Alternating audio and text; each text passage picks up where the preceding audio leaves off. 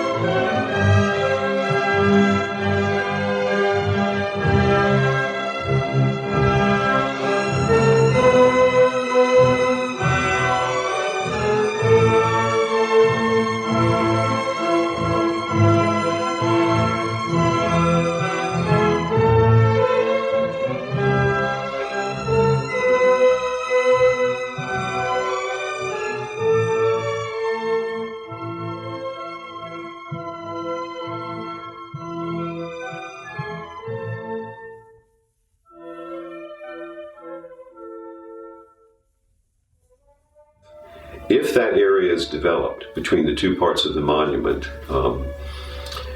I think Fort Monroe will lose a lot of its historic ambience. You won't be able to stand on the northern battlements of the old fortress and look out at beautiful green space and at the shoreline and the Chesapeake Bay and see what the early English settlers who had their own fortification there would have seen.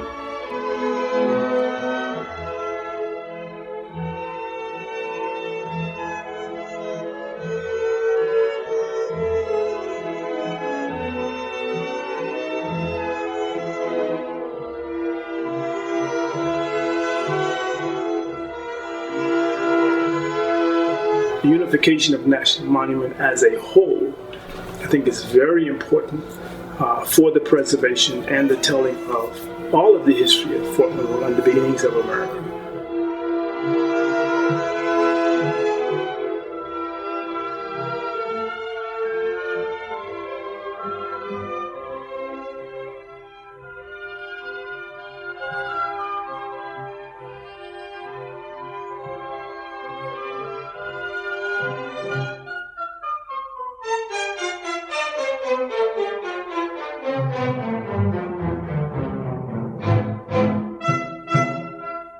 The first time anybody goes down there, they're thrilled to death.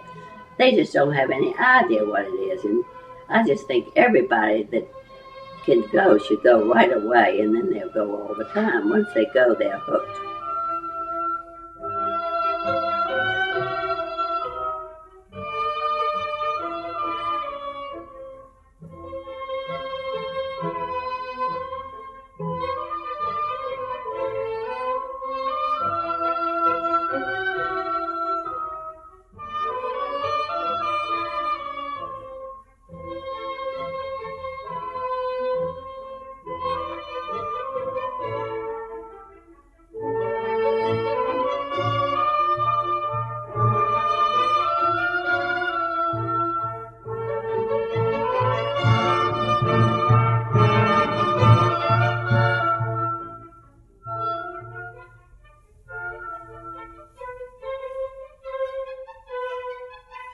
if parts of the Wherry Quarter are developed, it will change the character of this place. It just won't be the same. And the fortress, as large as it is not real tall. So if you put buildings, even buildings that are only a couple stories high next to it or very close to it, you obscure the view of it. So we need to keep it as open as possible. In time, this place can be a place for large events to occur, and we can't expect people to want to come if we're building a lot of new development here.